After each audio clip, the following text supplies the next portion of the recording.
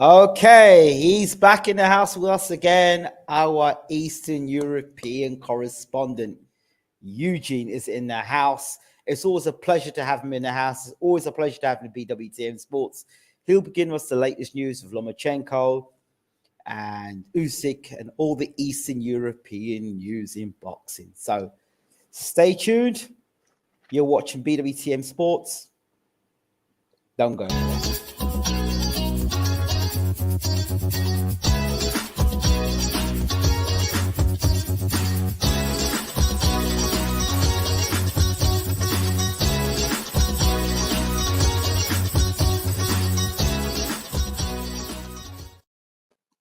Hey, Eugene, what's going on, man? I'm doing great. How are you? I'm okay. Been a bit of a busybody, but I'm all there. As you know, some boxing on tonight. McCaskill versus Chantel Cameron. Both of them have been on this channel, as you know. We've seen them basically rise, and both of them now world champions clashing. A fight that should happen a while back. Also tonight we've got BIVOL versus Ramirez. That's a fight that has been waiting, and Ramirez has wanted him for ages. Ramirez talking about moving up as fighting as high as heavyweight. So BIVOL's got a fight tonight. Everyone's excited about BIVOL because he beat Canelo. I won't be too excited about that because I expect him to beat Canelo. Ramirez, a different situation altogether, but we'll see. Anyway, what's been going on your side? What's been going on with Usyk and Lomachenko and all the rest of them over on the East European side of things? Where do I even start? Okay. So as far as Usyk, I think the last time we spoke, was it? I think it was before AJ and Usyk rematch, right? No, also after the rematch. Oh, it was after. Okay. Yeah. Yeah. So with Usyk, he's been traveling around the world trying to rally support for Ukrainian people, provide humanitarian relief and in general raise awareness because in general it's very important for people to understand why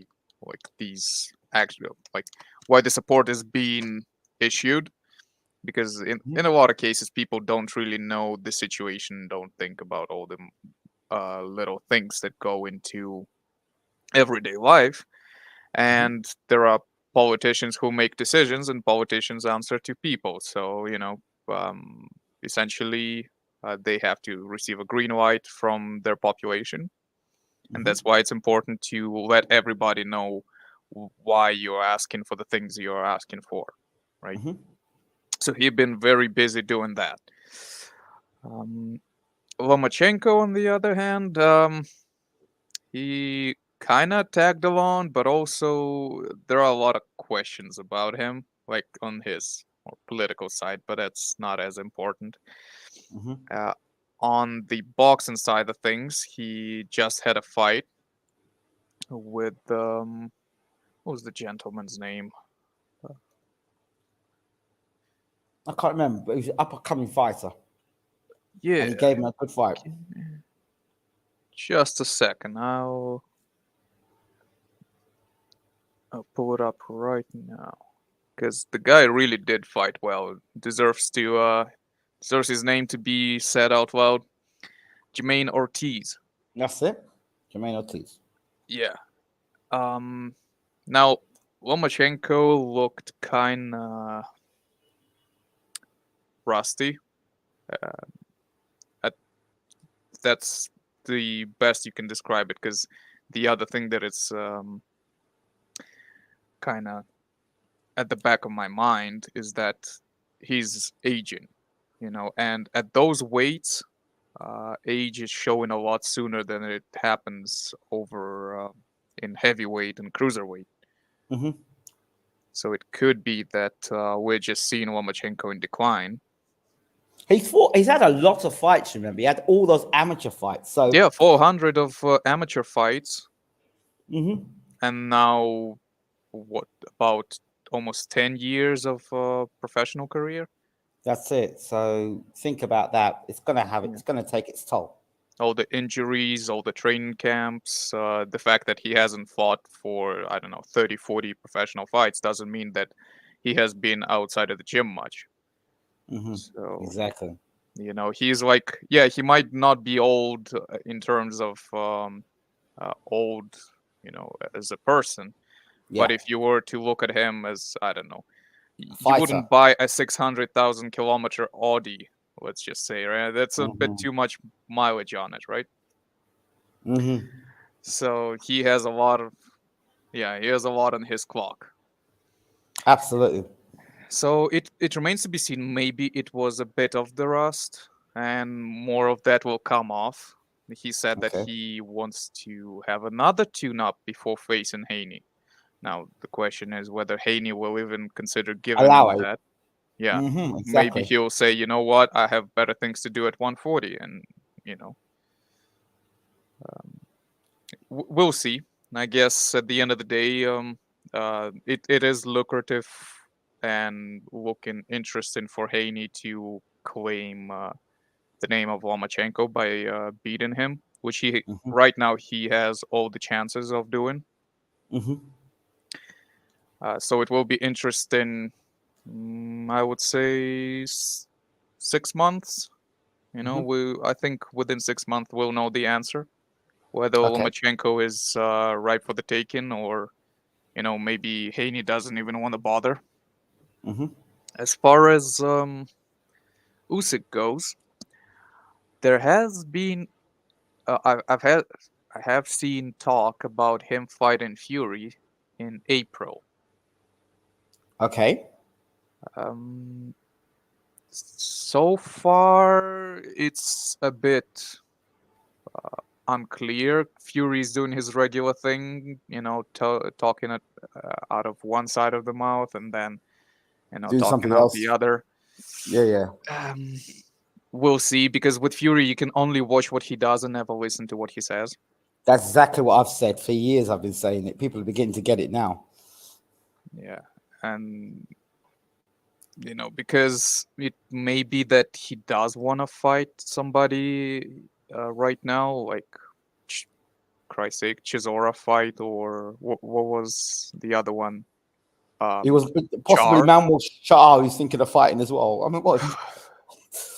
You know, when you've seen a heavyweight champion going through a recycling bin, it's not a good look. No, it's not, is it? It's not a good look. Yes. You've got here that Liam66, good evening, Liam, by the way. He says, respect Lomo for coming out and saying he only policed curfews and did patrols around Ukrainian territory. He could have easily lied and said he did front line. Not in our day and age. You can verify so much right now. So, you know, stolen valor is not something that you even want to attempt right now. Because So the next thing you know, a guy from, you know, you're going to be asked, well, what brigade were you serving in, right?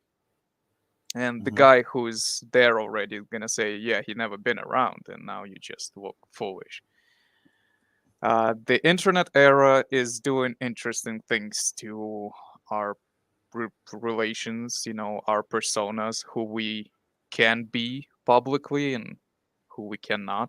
There's a lot less room for imagination. But I'm interested in terms of what was his legal status, because doing patrols and whatnot, it not necessarily means that he was part of the armed forces. But if he did join the Territorial Defense Force, that would make him a soldier despite not being on the front lines. And when you sign up for those, it doesn't matter that you are not at the front line right now, because any moment you can be called for arms and, you know, being pushed into service where it's the hottest. So that would still be pretty brave of a person to sign up for that potential eventuality. Eugene, I'm just hearing news that Errol Spence versus Terence Crawford is reportedly now agreed and targeted for November the 19th in Las Vegas. I'm tired of hearing about Spence and Crawford being agreed. They're saying both, providing contracts get signed, both welterweight champions are said to have agreed to all material terms, including two-way rematch clause for the undisputed fight. Any thoughts on that before we continue? I'm just, in general, I'm sick and tired of the preparation talk of what this of the purse, what the split should be, what the terms are. If the fight happens, I will watch it, but I'm absolutely not interested in any of the minutia that goes around it, because it has been in the pressure cooker for so long. It's just a sludge at this point. I'm not hyped for it at all. Like, I will be hyped when I see them walking into the ring. That's it. Nothing around it even sounds nothing around it sounds even vaguely interested. Okay. I I just thought I'd put it out there. I know I feel exactly the same way as you do. So we're on the same page.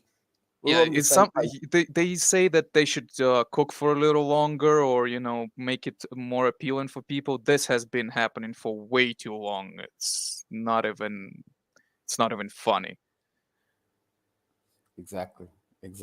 I hear you. Let's go on to what we're talking about. Liam continues by going, does Loma have too athletic a style to change it like Floyd did as he aged? Floyd could control pace without doing much. Lomo less so. No. Your thoughts? No. Loma neither has the style nor the physical attributes to do something remotely similar to what Floyd did. Because if you think about it, when Floyd was Pretty Boy Floyd, he could spark you out cold. Right? So he had the excess of power.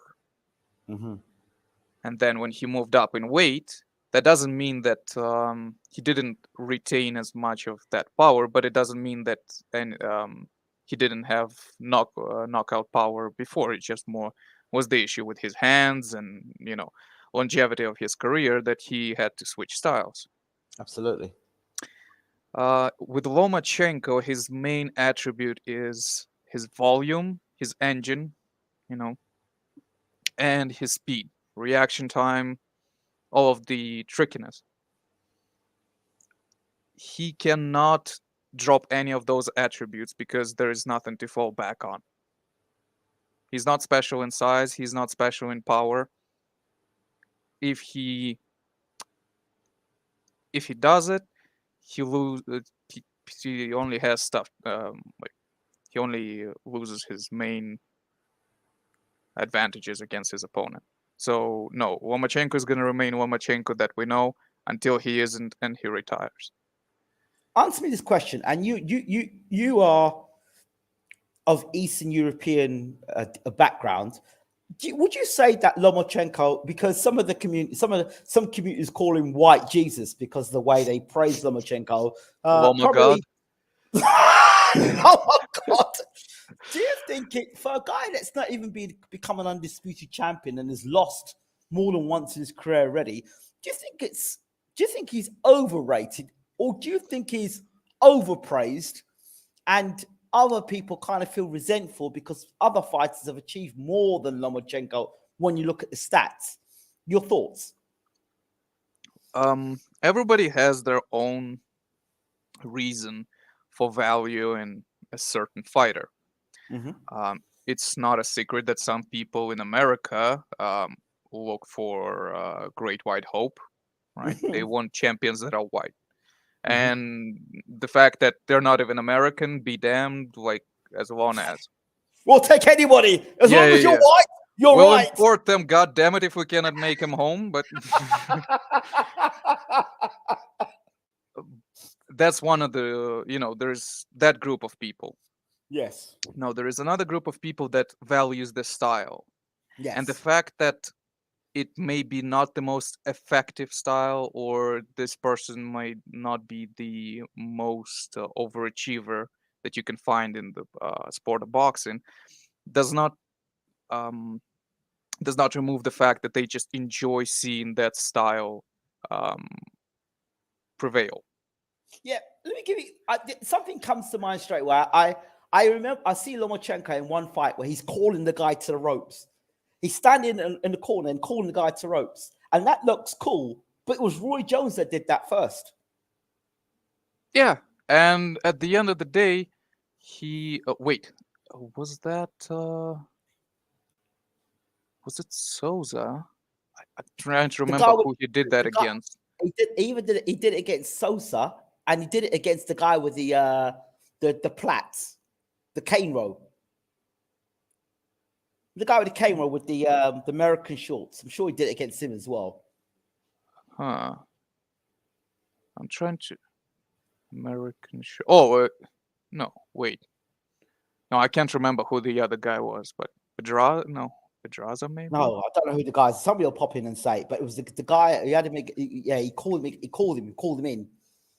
Yeah, sometimes here's another thing about Loma. Even though people compare Loma to Usyk, they're not the same people mentally. When you see Loma doing that, that means he's getting frustrated. He's being frustrated because his opponent is, well, not playing his game, essentially. Correct. Right? So he's essentially calling him a chicken, showing like, come on, let's duke it out like real man. But that just shows that things are not going his way. And he's looking bad because of it. Right?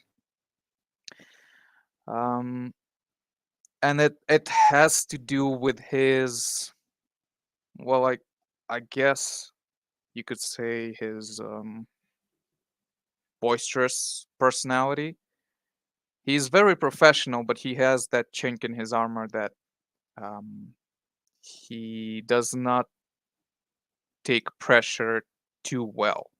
He has to be the one creating the pressure and cranking up the heat. Which is not something we see from Usyk, for example. Usyk seems a lot like a reptile in the ring.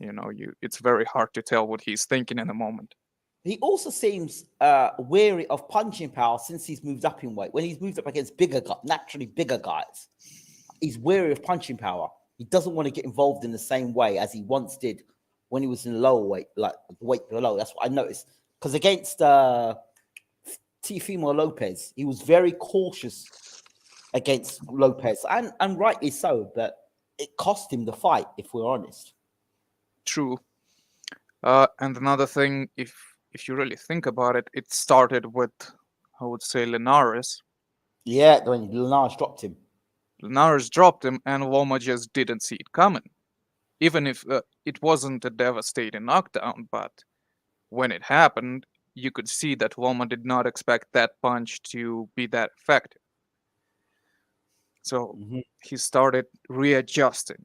And you can see that he also struggles with physicality of his opponents. Most of them are just larger in frame, if not much in height. But that goes back to that guy that he fought, who inflicted his first loss on him when he was going for the first world title fight. Do you remember? Salido? And he hasn't even fought Salido in a rematch. Salido, he still has Salido problems. If you think about it, he still has Salido problems. Yeah, because I could see Salido, that. You see Salido, and then you look at the way, what's the guy's name? This guy Teofimo Lopez fought him. He was in his face. He was landing hard shots. He was physical with him. Guy's physical and not intimidated by Loma's movement and stuff. You see that? So I don't think he's actually overcome that. I think he's fought other guys around and guys he can intimidate and bully and use all that fancy stuff with. But that guy that will walk him down is the guy that's caused him problems and roughhouse him. He doesn't like roughhouse. That's what I seem to notice. Roughhouse, and I would say movers, because here's the problem. When somebody is being rough with him, but they're stationary, he can get around that. When somebody is when somebody's a mover, but not exploiting their physicality, he can deal with that. But when somebody can slug him and also doesn't stay in the same spot, That's where the problems begin. Because now, whenever he tries to approach and he doesn't create advantageous angle, he's in the punching way of his opponent, and he just gave up the distance. So there is a lot of being cautious around closing the gap to land the punches necessary. Liam continues, says, good point. Floyd still has reach advantage over many of his opponents as he moved up in weights. Yeah, there are a lot of aspects that just don't make any sense to compare the two. Like, I would say the only reason why people even try to compare Lomachenko to Floyd is more of a defensive aspect, but they don't even do the same things defensively, you know. They don't. They're just trying to, I don't know, they're trying to find a guy. Like, they're doing the thing with Canelo. They're using the Canelo Shades Bali. Shades. They're trying to use the Canelo thing to kind of discredit Floyd.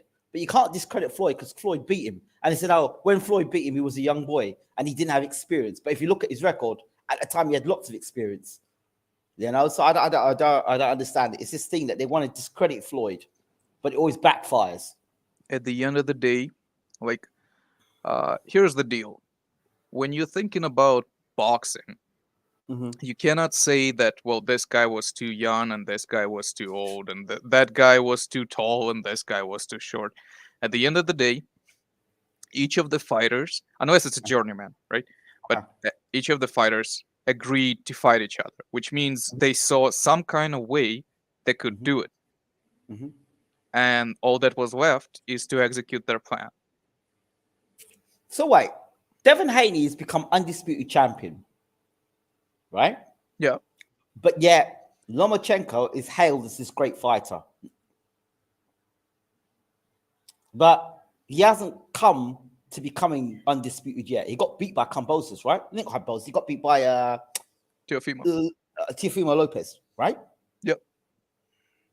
Teofimo Lopez then goes on and fights Kambosos, gets beat by Kambosos, and Kambosos then gets his ass whooped by Haney twice.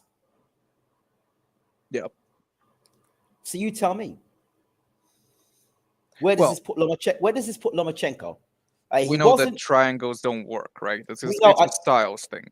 Of course. But we know at lightweight, not lightweight, below, he moved from up to lightweight, didn't he? Lomachenko? Yeah, he was in super feather and moved up. Was he undisputed at super feather? Nope. Right. Terence Crawford was undisputed at the lower weight division and then moved up. Yep. They were both at the same top rank at the time. Why is it Lomachenko was getting more praise than Terence Crawford, who was undisputed and then went up and moved up to welterweight and still was unbeaten? Can you explain that to me? It has to be marketing. Yeah, well, yeah.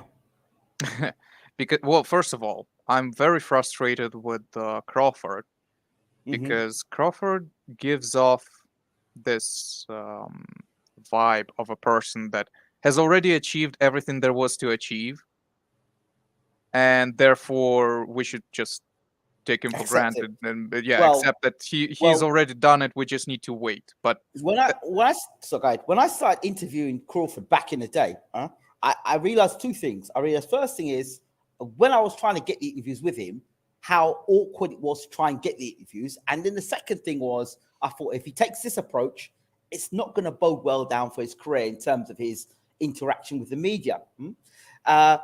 Errol Spence was quite similar like that in terms of his media savvy. At first, he wasn't a guy that engaged too much with the media, but obviously somebody spoke to Errol and said, listen, you need to be talking to the media more.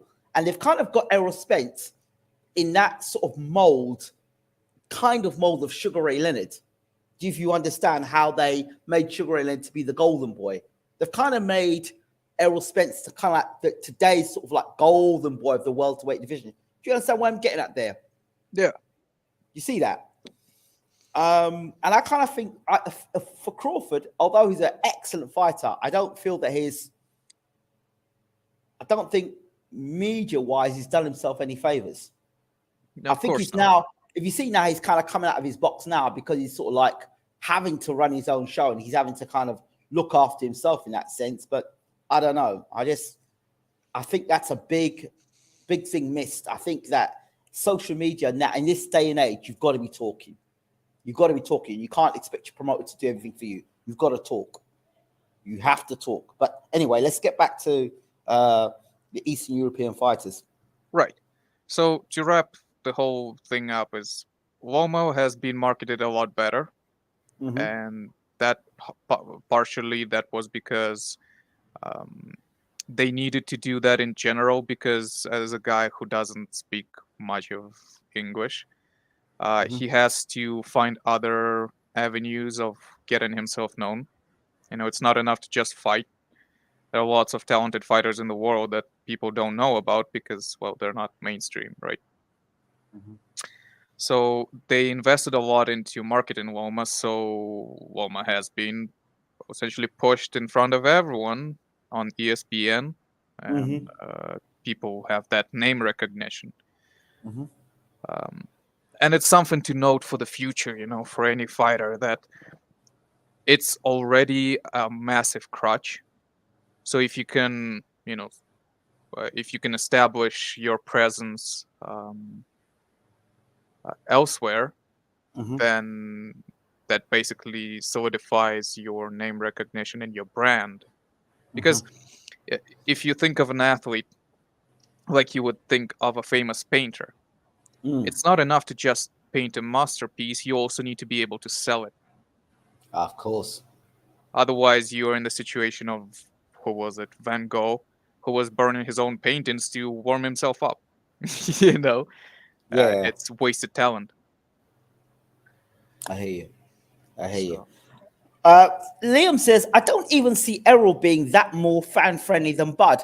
He does a little bit more interaction, but do you think if Bud moved to PBC earlier, he'd be a bigger name? Top Rank didn't do a job promoting Bud. Well, I've always said, as soon as Bud left Top Rank, he should have signed with PBC. That would have been the smart thing to do. Then Spence v. Crawford would have happened because we're going to get Andy Ruiz versus Deontay Wilder. We've had Ruiz versus Ortiz. We've had Porter versus Garcia. We've had Porter versus Spence. We've had Thurman versus Garcia and Porter. Do you know what I mean? And we've now probably going to get Spence versus Thurman. Everything's in house. So that would be, for me, if I were Bud and I really want that Spence fight, I would have jumped to PBC. Yeah, I think it's sort of personal for him. I'm kind of being stubborn about it because PBC didn't want to make that fight before, so now I'm not gonna go to them, you know, with basically with my hands outstretched. So it basically he's been a bit hurt. I don't know, being a bit dramatic about it. That's I mean, if it were me and if I were chasing in fights, I would said, right, I want that fight with Spence. I would have shown I want to fight with Spence and gone to PBC. Right, absolutely. I'm here. But then, you know, if you have his approach where he says he's already in the Hall of Fame without Errol Spence, then, you know, it's very hard to convince that guy to keep going, to, you know, keep essentially advancing his career because he's already essentially on the zenith, and this is just, I don't know, a dessert essentially. I hear that. Joe Smith, big up to you. Big up to Eugene. It goes, Liam continues, Lomachenko's style is very unique. Think that made him more popular. He's technically brilliant, but offensive, unlike other master boxers. Your thoughts? That's fair. But I would say, see, it's not necessarily that his offensiveness is that big of a sell, because if you really think about it, he's not a knockout artist and he doesn't really beat his opponents up. Most of them just kind of retired on the chair without being injured or anything. They just got frustrated. I think Richard Colby might disagree with you there. Okay, but once Loma let him off the hook, essentially kind of letting demanding that Comey's corner was to throw in the towel. Comey adjusted enough to take that advantage away from Loma, and the fight just kind of cruised along. It wasn't that one-sided to begin with. Okay. So I would say Loma's style is interesting because there is a lot of volume. There is always action. If he's not necessarily landing much, he's moving a lot to create an opening to land something. So it doesn't bore people because every movement is preset for something next. Right. While in other fighters, just a different style, it can be the same case. Then when a guy just walks around kind of looking, he is setting something up. He's hiding something, but you don't see it because it's happening in his head. He's looking for whatever pattern of movement of his opponent.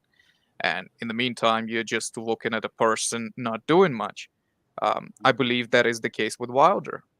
You see him box and you don't see much happening. He just walks around. He doesn't throw that right hand much. He's just looking for it. And then when he finally finds it, you see the result. But yes, we see the result. Right. But all this time, it doesn't mean that he wasn't trying to land it. He'd been looking for it, and you weren't seeing it because, well, there wasn't much to tell you. Speaking of Wilder, honestly, I don't know what the big idea was with Hellenius. Talk to me about that. But when I saw him, just the bell rang first round, right? And I saw him just walk towards Wilder as if it was still a sparring session. I made this point. I like, what the hell is he doing? And like, that's it. Like, it's gonna be over soon. There is no chance. When it happened, I wasn't even surprised. I was like, yep, there it is. Just check the box. I was talking to somebody in the comment section. I said, we all know that Wilder's got that right hand, and Hellenius is tailor-made for that right hand. I said, if Wilder's got if he's lost anything in those fights with Fury, I said, then we could have an interesting fight. If the legs have gone or anything like that, we could have an interesting fight. I said, but if you go through the front door of Deontay Wilder and go straight at him the way Hellenius did, and Hellenius went at him as if he just got dragged out of a chair and said, right, no training, just run at Wilder. See if you can land a punch at Wilder. You know them guys that, those tough guys that, drink a lot of beer and they're like, well, I'll have a go. I think I could take that Wilder.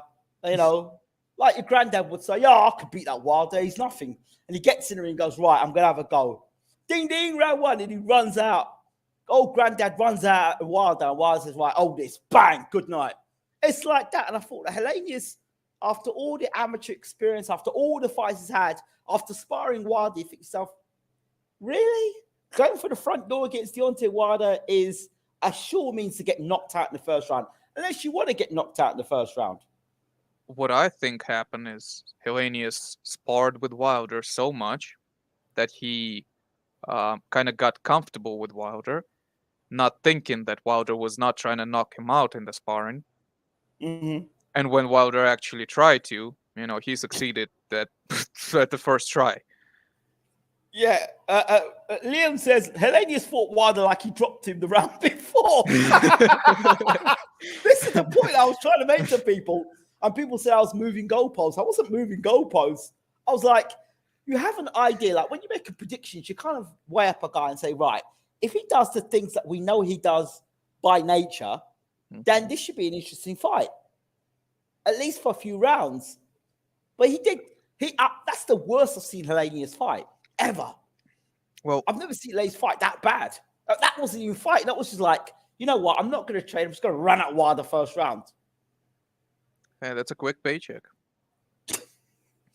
That's a real quick paycheck. But to be honest, like whenever we think of fighter, of a boxer. Yeah. We know their attributes, but we don't know what their approach will be. And that's On the why they night. say, boxing is mental.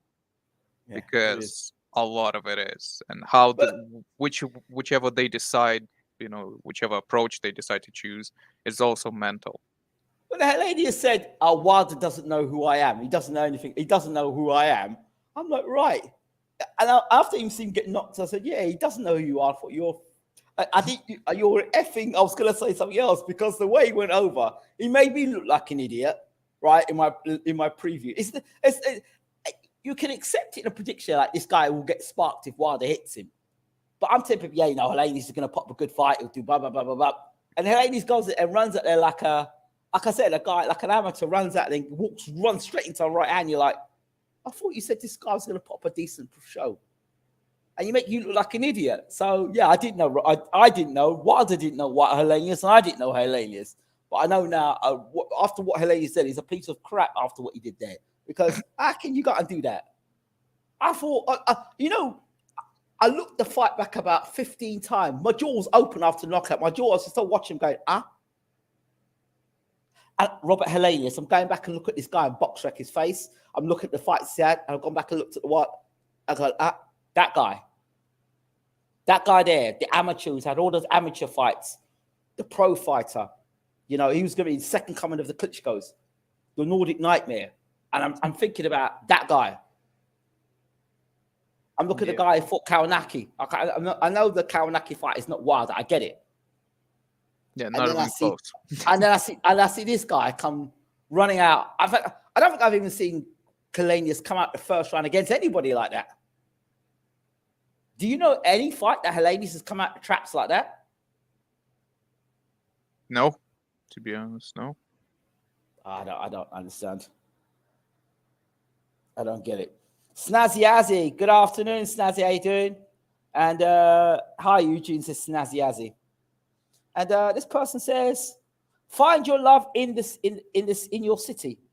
Girls 18 online. Thank you very much. I really appreciate that. So if you want to find your girl, it's girls online. Anyway, back to Eugene. Your thoughts? About Helenius? Yes. It's so frustrating, to be honest, because he's got to say trainer must have been gassing him up hard in changing room before fight. It's almost like they've been told him, they told him put pressure on him, right? And he's like, right. And halfway across the ring, he's like, wait, how do I do this? And then bam. He's got trainer must have been gassing him hard in change room before fight. Helenius walked out thinking he was Thor. Well, yeah. Yeah, he must have thought he was Thor. Oh, dear. Never mind. No, it's just, it's seriously, I had a feeling that, okay, there is kind of a blueprint on Wilder, right? He doesn't fight well with a back foot. Mm-hmm. Right, so... It's how, you see, if you go for the front door against Deontay Wilder, you will get knocked clean out. There's a way you have to fight Wilder, but you don't go through the front door against him. If you go through the front door against Wilder, you will get knocked out. You see, even Fury, when you go against Wilder, you've got to double and triple up the jab. I've always said about Wilder, double and triple up the jab. You cannot go, one jab and walk forward. You're going to get nailed with the right hand. So you've got to double jab because the way Wilder pulls his head back. So that's 1, 2, 3, double, triple the jab up and then pushing back. But Helenius threw one jab. I don't know. It reminded me of when Lennox Lewis fought Razor Ruddock, and he threw a stupid jab to Lennox's stomach, and before you knew it, Ruddock was on the canvas. It kind of reminded me of that. Give me a second. I need to answer a call. Just real quick. Okay, sure. I've got a question to Eugene. What's the thoughts in Ukraine of Usyk's chances against Fury, and are they confident? Great. We'll come back. While we're at it, and Eugene is, hold on. While we're at it, and let me get myself back on screen. While we're at it, we're waiting for Eugene to come back into the room. Let us talk a little bit about the fight tonight between Jessica McCaskill and Chantal Cameron. Both girls we know from BWTM Sports. Both girls, I've known Chantal Cameron for many a year. and of course Jessica McCaskill, big fan of Jessica McCaskill. I kind of see this fight in some ways as when Marshall fought Shields. Some ways, I just think that McCaskill's got far more experience, has fought the better opposition. I'm expecting to see McCaskill outspeed and outwork Cameron because she's fought the better level opposition and be too busy and hit too hard. But we'll see. Eugene, are you still there? Yes, I'm back. Okay, he's back. Right, let's go, Eugene. So, question was, what's the thoughts in Ukraine of Usyk's chances versus Fury, and are they confident? They probably are overconfident, but here's the problem. The Ukrainian public is not too versed into, well, I would call them casuals. You know, there are not a lot of people who are very deep into boxing. Like with any nation, I would guess, right? Because boxing is, it's not the 80s. It's not that popular. There are lots of other sports that overshine it. But in general, what the people who know a little bit about boxing and what I've seen personally, I like Usyk's chances against Fury. Okay. And one of the reasons is stylistically, it's all problems for Fury. But the other thing is, I've never seen Fury act like this against talking about his opponent. He is sort of dismissive, but not confidently so, if that makes any sense. You know, his biggest comeback is that he's a middleweight, but that doesn't nullify anything that he brings to the table. So what if you lose to a middleweight? What does that make you? You know? Yeah, I hear that. So I'm seeing this nervous kind of energy from Fury. I don't think he's feeling too confident there. So I like Usyk's chances, but I'm not saying that it's in the bag. It's gonna be a very tough fight. And the other thing is precisely because of Fury's personality that, you know, he talks a lot, but when it comes to business, he comes in ready and he's willing to dig, you know, to keep digging, to go the extra mile. So it will not be an easy fight for Usyk, no matter how it goes. It's gonna be a very tough one for both of them. Do you think Usyk can stop Fury? No.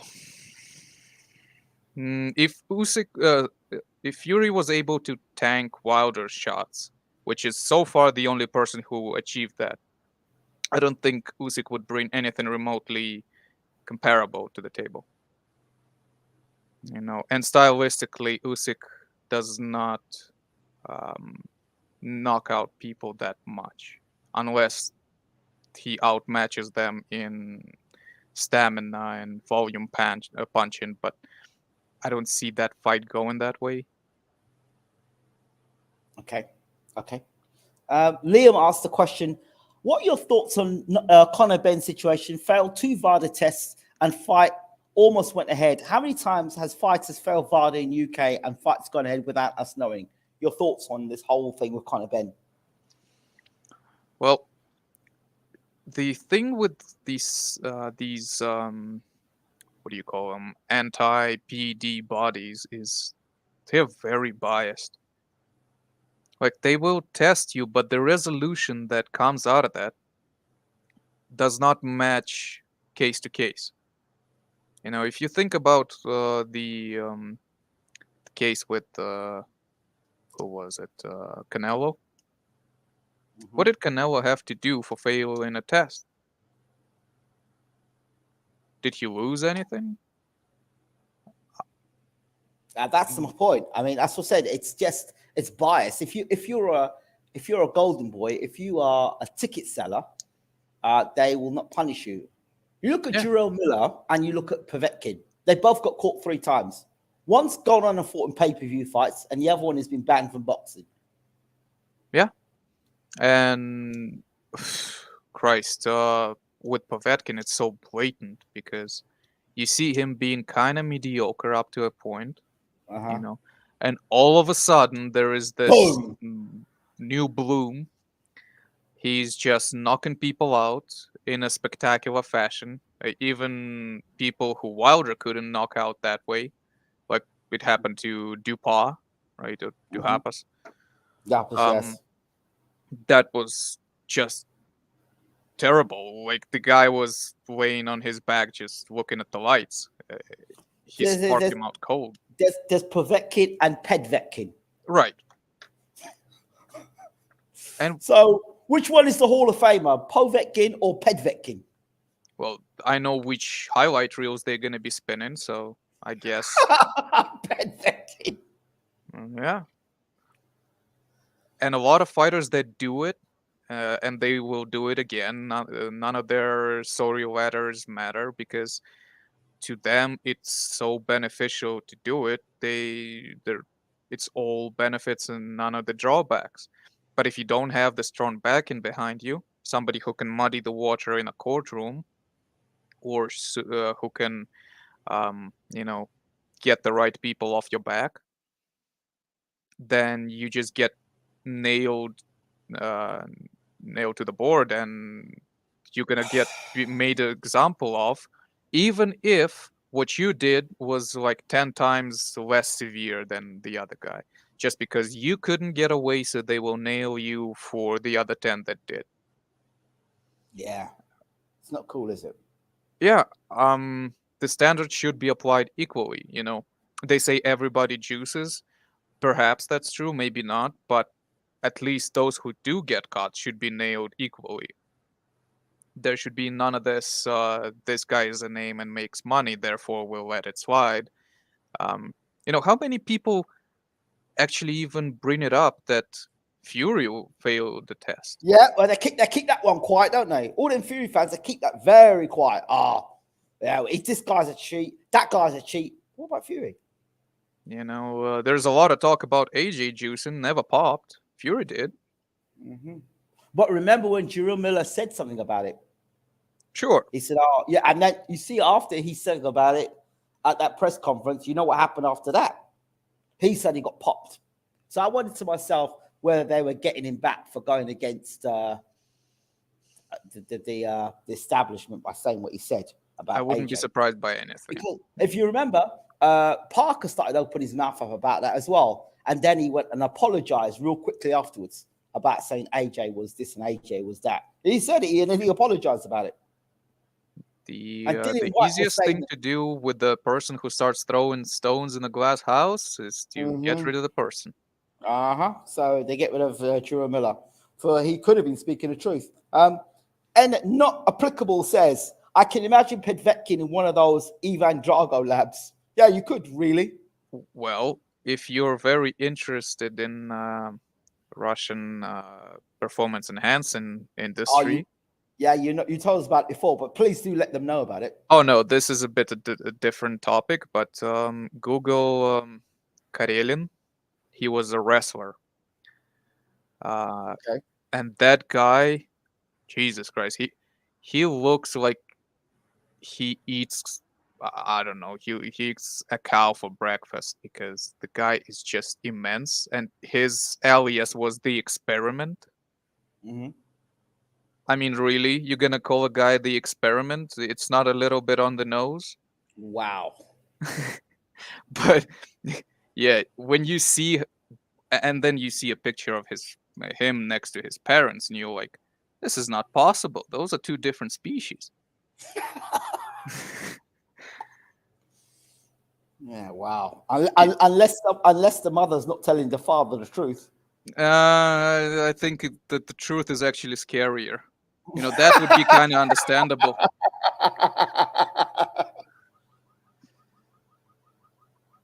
Right. Sorry about that.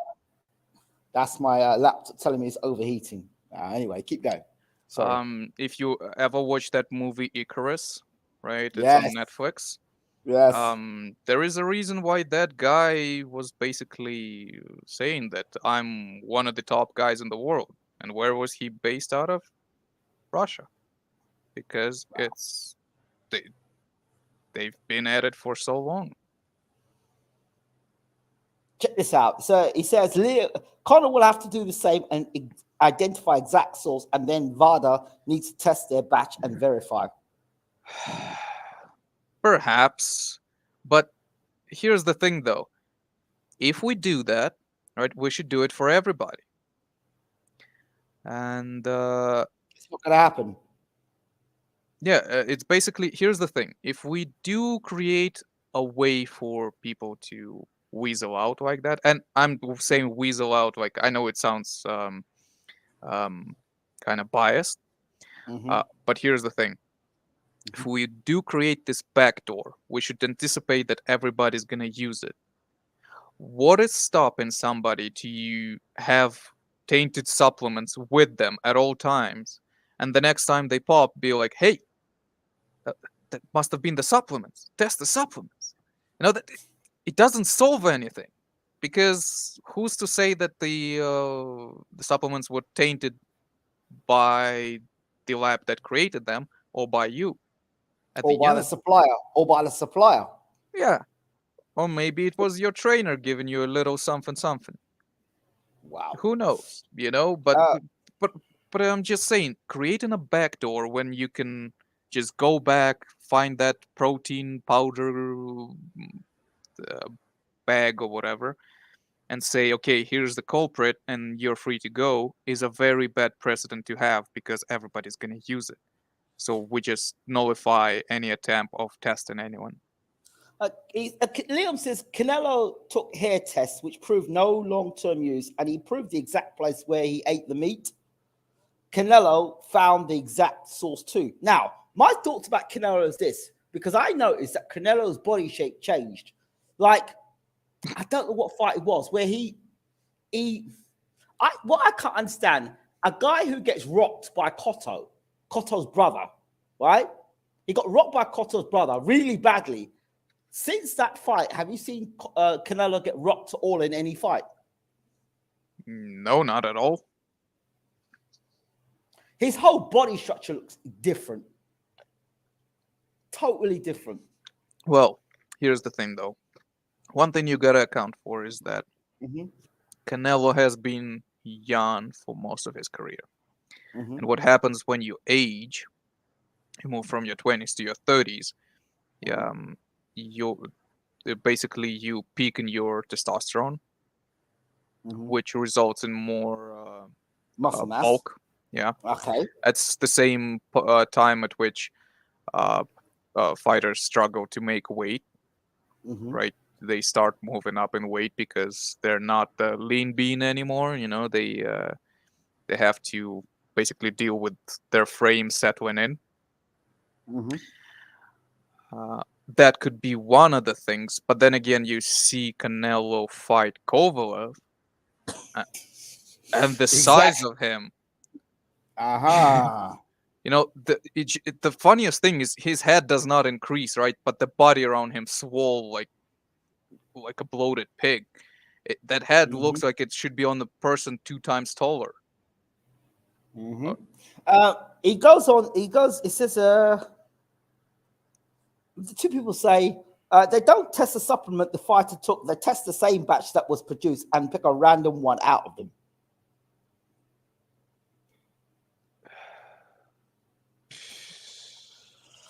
Yeah, but lucky dip. Okay, sure. I mean, I just don't believe it. I don't believe that when you buy supplements from a serious lab, not some kind of stuff that some amateur who just goes to the gym, not competing, is taking.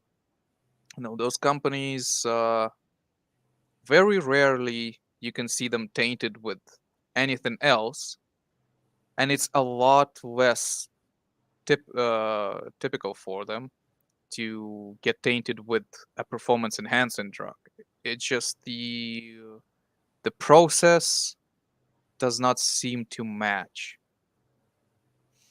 Because when you think about it, a high-level sports supplement company, right? Which means, all of that price goes into quality.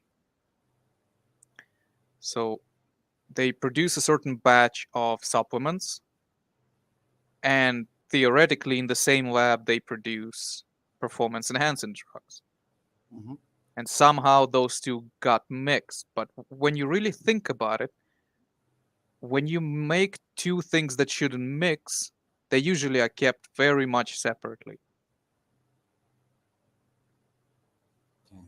So I don't really believe in that whole tainted supplement thing.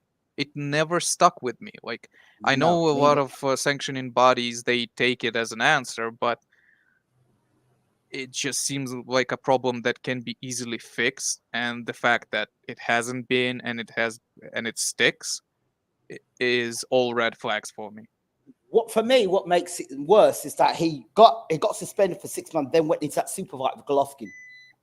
If that doesn't smell stink, you tell me what does. But Liam Cameron gets caught with an inch of cocaine and he gets banned for boxing for 3 years. Oh, come on. Yeah, what was it? Stavern, Yes. he didn't even have a performance enhancer drug. It was just a banned substance. Yeah, energy drink. Right, because if any of you didn't know, if they find cannabis in your bloodstream, well, apparently that's not allowed too. So not everything that you. What about Julio Cesar Chavez Jr.? He had cannabis in his system when he was going in the ring and fighting. He looked like he was high every time he fought. Well, rules for thee, but not for me. Absolutely. He says here, not applicable, says he's got that square jaw you get of HGH. Yeah, I'm not too proficient in that. I know there are some YouTube channels that look. But the human growth hormone, I believe the same doctor, he's friends with Tyson Fury, Conor Benn, and a few other fighters have gone to that same guy, that human growth hormone guy. And I don't know if that affects punching power and stuff like that, but I've heard stories about it. I've seen pictures with Fury and Conor with the HGH guy, and you wonder to yourself if that's got anything to do with it. Maybe they just took pictures of him, but I don't know. I wouldn't be taking pictures with a guy that does HGH and a doctor who's basically you see on my YouTube channel, is actually saying how you can get past cycling. They say, look, between the hours of 11 o'clock and 7 a.m., they can't knock at your door. As a matter of fact, that makes sense because when they had that whole thing kick off about Tyson Fury, I think it was the UCAD were knocking at Fury's door at around midnight, and Fury told them to get lost. He told them to get lost, and that would make sense because that's the time they would test. Between 11 and 7 is that time where if you were cycling, you've got that time to uncycle. Do you understand? Or get rid of whatever's in your system.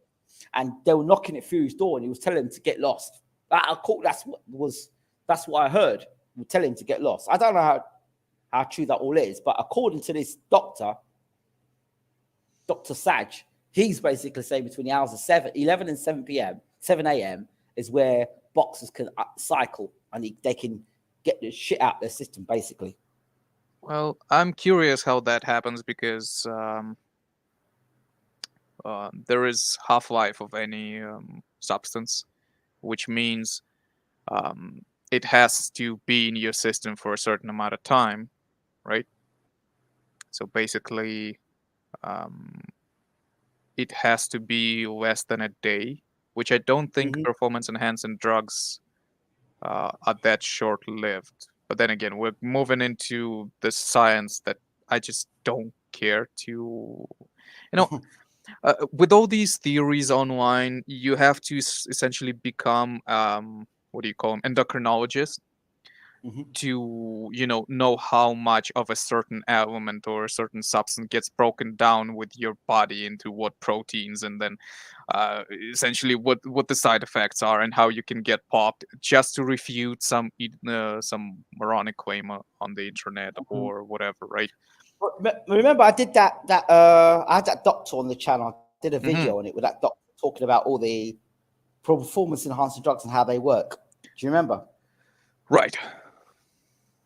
So he was talking about that stuff. So it's interesting how the stuff he's talking about kind of links into what's going on now. And I mean, there is a lot of credibility to what some of the people say. It's just you cannot just spend so much time looking into this stuff. At the end of the day, I take this approach that kind of keeps my mind at peace, is that you are responsible for yourself at any given moment. Right? A boxer is responsible for the decisions that he makes, for the supplements that he takes, and so on and so on, honestly, if you're a multi-million-dollar champion, you take a batch of supplements, why don't you send it for a test before you take them? For example, right? If that's that big of a deal, because your reputation is your income. The fact that we have these situations like that at the championship level. Okay, let's leave the little guys behind. At the championship level, tells me that there is no incentive of doing it, which means there is a huge market of juicing and not getting nailed for it. That's it. Because the solutions are a dime a dozen. They're just everywhere. Sad topics. Yes, but you've got to address them, because if we don't address them, it's like, the elephant in the room situation. It goes here, White failed and fought the next day. Valdez took fight to another state, boxing shameless. It goes, apparently, Doc was brought into Conor Benn's team after first failed test, could brought him in to try and clean up mess. Well, now his brother, Conor Benn's brother's coming out and saying that he's not a drug cheat. So you just don't know what to believe or who to believe, or what, I don't know. It says here, it looks like Conor missed time cycle and was on proper roids earlier on when he was training in Spain. Yeah, smashing it in the gym. I'm banging it out, man. I'm banging out wacky numbers, mate. Smashing it in the gym, mate. I'm smashing it. Yeah. Well, record numbers, mate. Me and Tony Sims, we're smashing it, mate. We're having it. We're ready.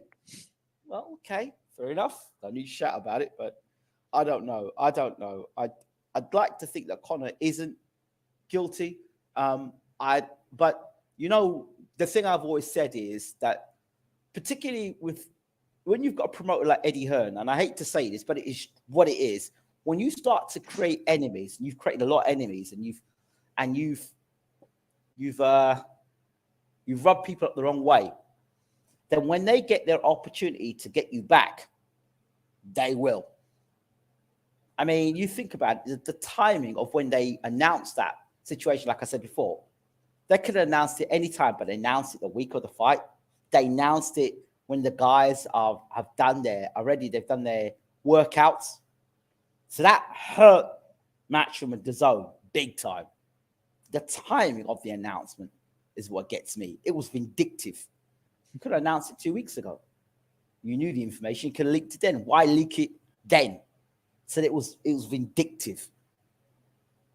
That's what it seemed like to me. Let's get them now. We'll wait. Boxing is a cutthroat sport. What do you expect? It is. So was that a warning sign to Eddie Hearn? Was that game up or game over, or your time is near, or listen, you screwed us over, now we're going to screw you over?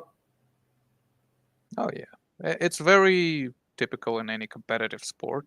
If you really think, look into it. Anywhere from like a racing sport, they sabotage each other's cars and they do all sorts of nasty stuff. It's present everywhere, and you Mhm. should be careful who you make enemies of, because they might be little and small and pathetic today, and 10 years from now they might still be around, and things might change. The other thing was the plan. What was the plan? The plan was to get Chris Eubank in a ring, at a weakened state. At a weakened state, and they've got him at a weakened state, and then they got this guy flying. He was so confident it was going to knock Eubank out, so confident. And you look at how weak Eubank looked in those pictures. So Eubank would have been able to defend himself against Conor's punching power, and Conor would have looked like a beast. Imagine.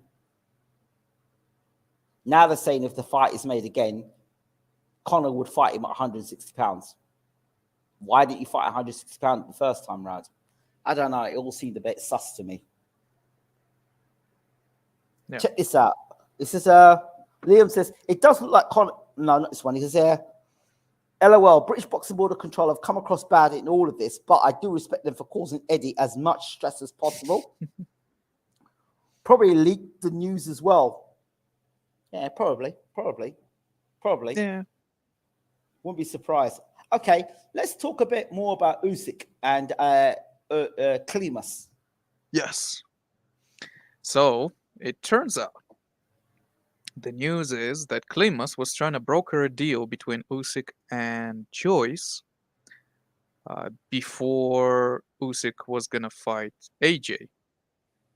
Wow. Now the interesting thing is the only reason why it fell apart is they didn't agree on the financial aspect of it. But basically, WBO kind of wanted sort of eliminator between Usyk and Joyce, so the winner fights Joshua.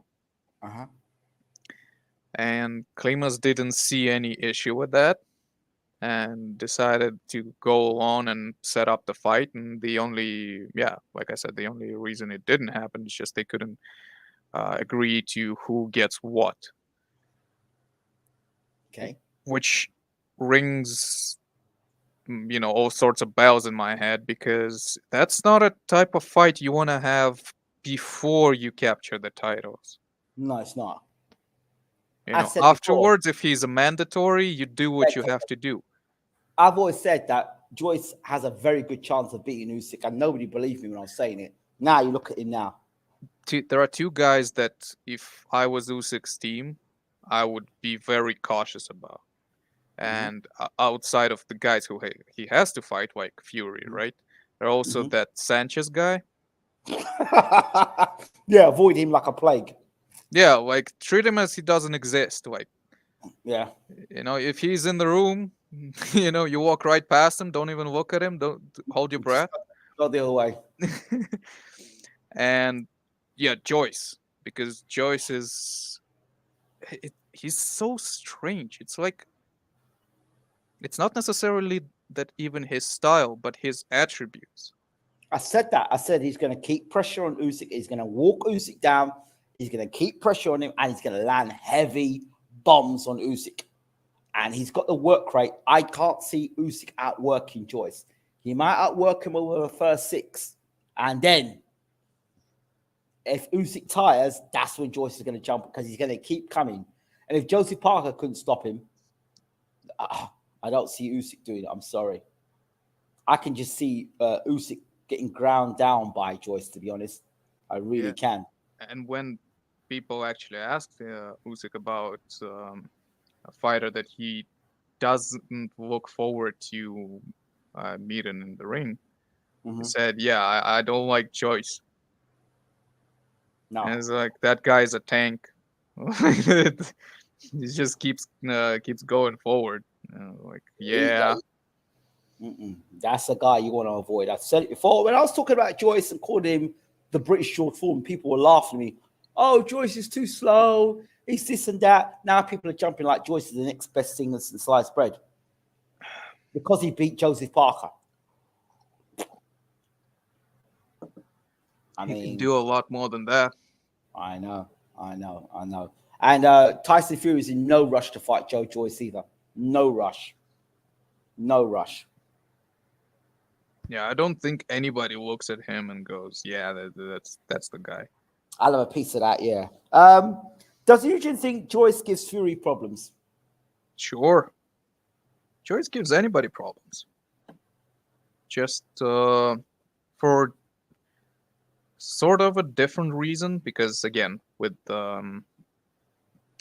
Usyk, Usyk heavily relies on being the quicker, Yeah. the more stamina, better footwork guy. Mm-hmm. He because again he doesn't have that great power. He has decent power to keep people off of him, Mm-hmm. but it's nothing, you know, nothing spectacular. It's just decent. But And if he gets robbed in one of those departments, things start looking bad for him. mentality of Joyce is very different to Joshua as well. If Usyk tags Joshua with Joyce with a punch, Joyce will suck it up and keep coming. If Joshua gets hit with the same shot, he'll back up. And Joyce will, when he gets hit with a shot, he'll go, all right, you got me there. Now I'm coming to land something on you. You hit me with one or hit me with three, I'm going to hit you with one. But I am going to nail you with something nasty. Don't worry. I'm going to hit you. I might not get you in round one. I might not hit you in round two. I might not hit you in round three. But round six, if you're still around in round six, I'm going to hit you with something nasty. I want to hit you with something nasty. I'm not letting you off the hook. He's a nasty piece of work, Joyce, when he gets you hurt. You know what I'm thinking? Mm-hmm. He hasn't been broken, right? Mm-mm. Like, he hasn't fought a fight that would devastate him. Yeah, I said he's like the British George Foreman. He's got all the, take away the cane roll, take away all the somersaulting and him open his mouth. If you look at the way he goes about his work, he's very George Foreman-ish. Uses his jab, gets you to ropes and pummels you when he gets you against the ropes. Same thing Big George used to do. Same thing Big George used to do. You know? Dangerous guy. Yeah. But I don't think, I would tell him keep well away from Deontay Wilder. That's a fight he needs to avoid. Everybody should avoid Deontay Wilder. The Wilder is a guy who is always dangerous. Mm-hmm. The only Deontay Wilder that is not dangerous is Deontay Wilder in a wheelchair, and then it's debatable because he has that equalizer, and you have to be vigilant of it for 12 rounds, and that is a very hard task to do. See, Wilder's thing is speed times strength equals power, and he's got blistering speed with that right hand. And whereas Joyce against Parker probably will see the shots and he's able to eat them up. Against Wilder, he's not going to see them shots coming, and it's the shots you don't see are the ones that cause you pain and hurt you. I wouldn't want to be Joyce's manager the night that fight happens, because you think he can walk through Wilder's power, and that would be suicidal. Absolutely suicidal. So what's going on with Alexander Usyk now? Because obviously there was talk about him going to go at the Wilder fight with Helenius, and he was going to be there ringside. What happened with all that? I'm not too sure, but he was traveling around the US. I believe it might be that there was a conflict in scheduling.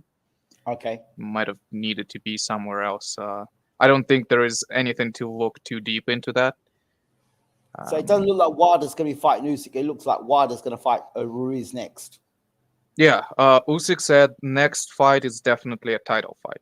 Says no, like they're gearing for that. Basically, they want Fury as soon as possible. Well, why doesn't he fight Daniel Dubois? Who, Usyk? Yeah. For what title? The WBA regular. Why would he need a WBA regular? Because the only title that he misses is WBC. He wants to be undisputed. I get that, but if he can't get the Fury fight, then honestly, I don't know. But it has been, pretty clear by what they've voiced so far is that. And when you look at someone like Daniel Dubois, he's pretty basic. He's pretty basic, and Usyk will move from left to right, and Dubois will follow him around the ring. And when he tries to throw them punches, Usyk will glide from left to right and catch him with the left hand. I see that as a relatively easy fight for Usyk. Relatively easy. True. Although it might be more of a personal issue because Usyk is kind of looking forward to retire. Yeah, that's what I said. I think it's only 2 or 3 fights before he retires. Right. He said, already 36? Said, there's so many years left for me to have my kids as kids. He wants to spend some time raising them. Yeah, I heard that. And he says, yeah, if it's not a meaningful fight, I'm not having it. So his plan is to deal with Fury. If that goes well, then one defense back in Ukraine. Hopefully by that time everything is normal and peaceful and stabilized. Basically as a farewell fight in Ukraine on the stadium. Yep. And just go into the sunset because he's not looking forward to being a 40-year-old active boxer. Okay. Let's talk about Vlad SIRENKO. He seems to have signed a deal. Did he? I haven't seen anything about that. He signed a deal. He signed a deal. Let me look into a second. Vlad SIRENKO. He signed a deal. Let's get it here up.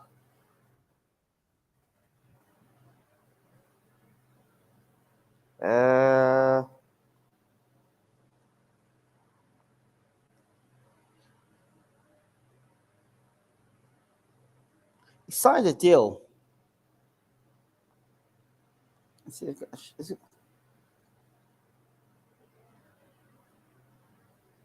I don't know, but he did sign. He signed some sort of deal. Do you know what kind of deal? Is that sponsorship? Is that? Yeah. He signed with a big. He signed a big promotional deal, I believe. I'm sure he signed a promotional deal.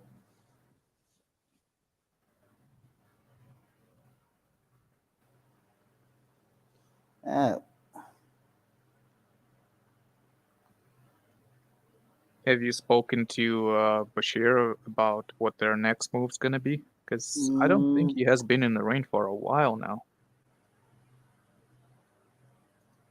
He hasn't. He's going to be fighting soon, I believe. Eddie Chambers is on the comeback trail at Bridge. He's going to be fighting a Bridgerweight with Bashir.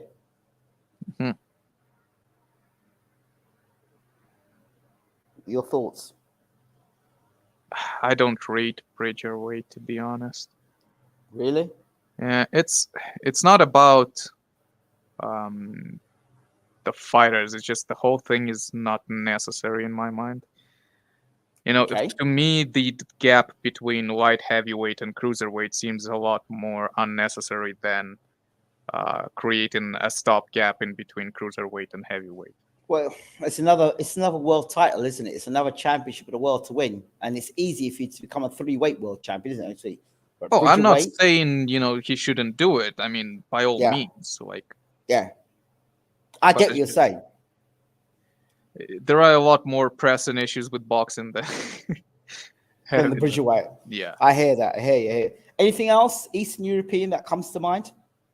No, not right now. And unfortunately, it's not going to be much for a while because, well, things are as they are.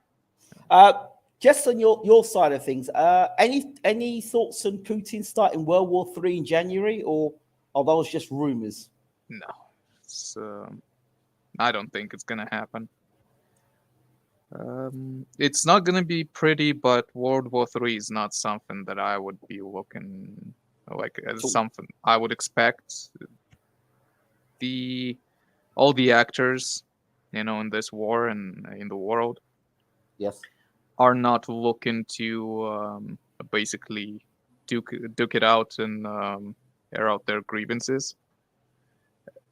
it seems like this is a very unpopular war, well, pretty much everywhere. Nobody wanted it. In the First World War, all the empires, they really wanted to go because they thought they're the best thing since sliced bread. Okay. The Second World War was essentially a retrial because a few countries were not happy how the first one went. This is not it. So for the people who think it's gonna boil over, I don't think it will, unless the war goes like really in Russia's favor. Okay. Then I guess being very cocky and whatever, they might try something else. But as far They're as saying if Putin tried to push the nuclear button, there's certain things he'd have to do before the missile could go off, and before that happens, he'd get shut down. Basically, the system is set up so that the General Secretary of the Soviet Union, which is the system was inherited from, could not just one night get very hammered drunk and remember that unpleasant conversation he had with American president or something and decide to press a button.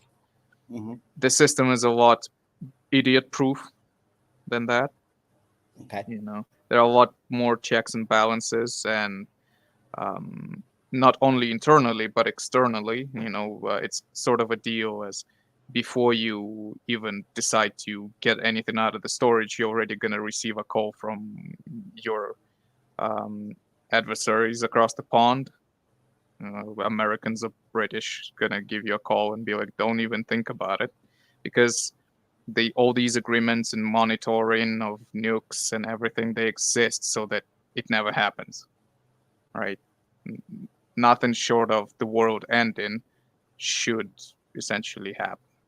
So I wouldn't be too worried about it. Okay. Thankfully, the people who created the worst weapons in the world knew what they were doing. Okay. Guys, Liam says, aren't Russia doing quite badly in Ukraine? World War III would be suicide.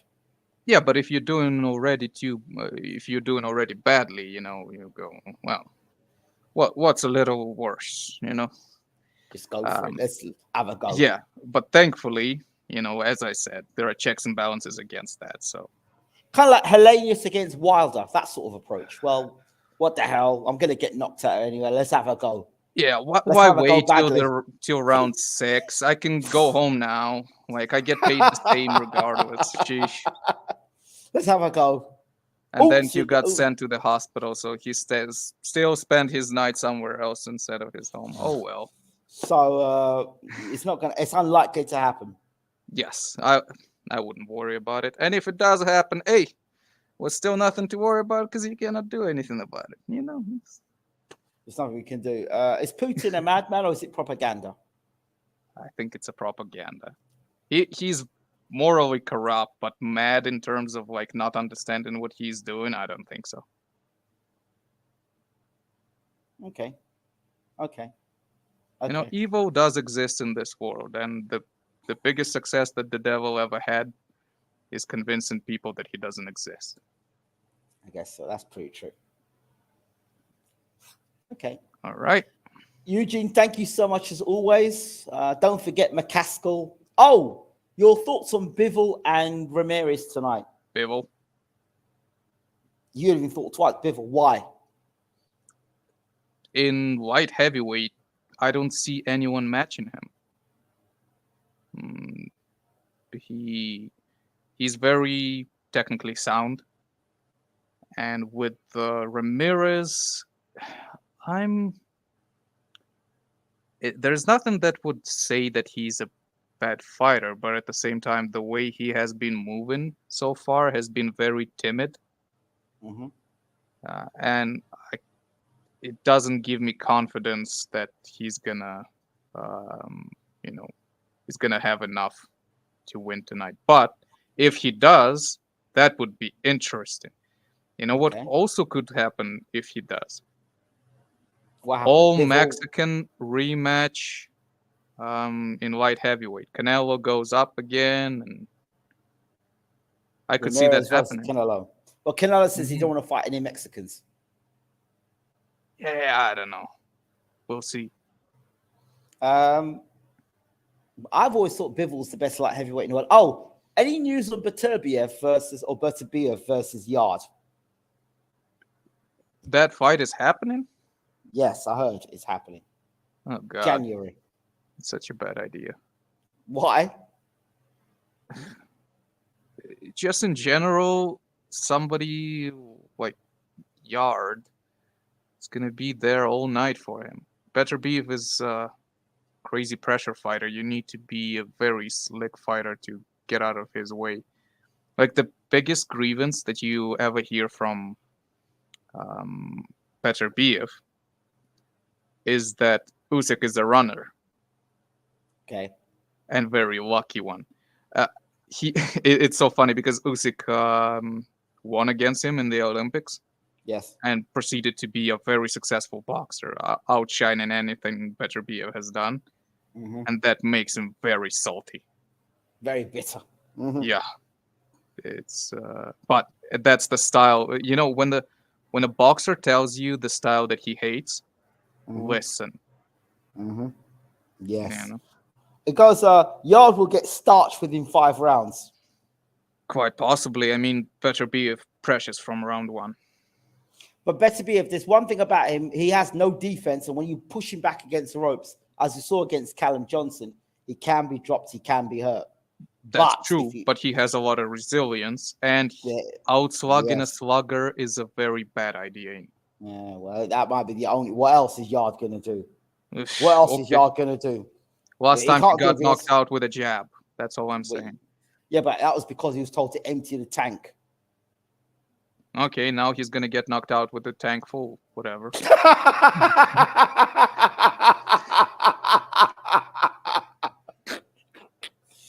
You're just wrong. I know Yarde. He's a nice guy. I've met him a few times. I know his trainer. Nice guy. Oh, man. It's a shame. Look, I'm going to be happy if he wins, okay? I'm not a hater. If you Yarde all the way, I'm not going to say... He's laughing. He's going to get knocked out of a full tank. Oh, wow. I think I'll have to make that the title. Yarde will get knocked out with a full tank. Are rumors that Putin is ill true? Perhaps he is 70, but people wish to have a simple solution. You know, like, yeah, he's old and ill and he's gonna die soon and things will go to normal. Never build your life around that. Always build around the worst eventuality possible. Prepare yourself for the worst. Hope for the best. And do what you can. There's no malice against Yarde, but his 2 step-up fights in his resume he's lost. That's very true. And then it even follows up by saying Yarde has trouble with the jab. Beterbiev left is brutal. Yeah, well, if you got left jab problems, then it's the wrong guy to be fighting, honestly. Yeah. Granted, he avenged one, but still, Beterbiev is a whole different animal to Lyndon Arthur. Agreed. Absolutely agreed. All you can hope for me, Yarde, is that Artur Beterbiev, or Beterbiev, how you pronounce his name, is as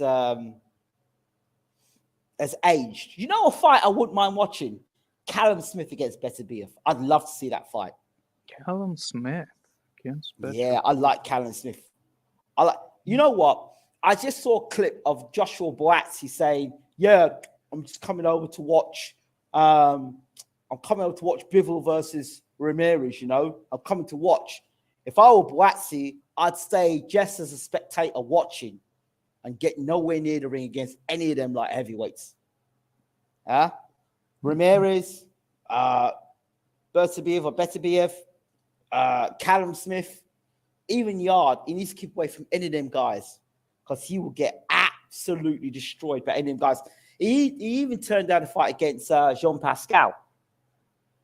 Really? So, yeah, Boazzi. Not for me. He wants to just be watching them fights, watch them, walk out the arena and go and take another tune-up fight. That's what he needs to do. or go and fight for a European title. But he's not ready for them type of guys. No chance. I don't know what other people feel about it. This is Bivol. Beterbiev is the only fight left at light heavyweight. I agree. I think Bivol beats him. I've always thought Bivol beats him, but I could be wrong there. No, I think Bivol, like in the fight against Canelo, he showed that he will stick to the plan as if his life depends on it. And that's what's required, because when Gvozdyk was fighting Beterbiev, he seemed like it got in his head. He started. Go ahead. He started going after Beterbiev and kind of matching punch for punch, kind of trying to prove himself, and it went all wrong. So Buatsi is the best light heavyweight in Britain. No, I don't think so. Callum Smith absolutely destroys Buatsi within 4 rounds. The way Callum Smith is fighting today, he destroys Buatsi in 4 or 5 rounds. Buatsi cannot take that power from Callum Smith. Pascal didn't put VLAD in contract after failed for multiple PEDs. Okay, maybe so. But he doesn't beat Callum Smith. So if Eddie wants to do an in-house fight and he wants Buatsi off the books, get Callum Smith to fight Buatsi. That's the end of Buatsi's career, right there and there. If he puts Callum Smith anywhere near Buatsi, Callum Smith gets rid of Buatsi inside 6 rounds. The way Callum Smith is boxing today. Buddy McGutter's got that guy. I want you to go and watch Callum Smith fighting today. Buddy McGutter's got him. Callum Smith is too inactive. He just fought the other day. Are you talking about Callum Smith like Callum Johnson? Callum Smith fought the other day. I think he fought in America. No, he fought on, he fought on the undercard. Yeah, he fought on the undercard of Joshua Usyk. Yeah. And that was a good guy he fought against as well. Now, Callum Smith's a good fighter. We'll see. Well, fingers crossed, I do want to see that Bivol versus Beterbiev eventually. That needs to happen. So do I. So, Eugene, as always, thank you so much. You're very welcome, and it's been a pleasure talking to you. It's nice to have you back, as always. Thanks once again to Eugene, our Eastern European correspondent. All right. Thank you all so much for watching. This has been BWTM Sports Gaming. We're out of here. Thanks again for watching.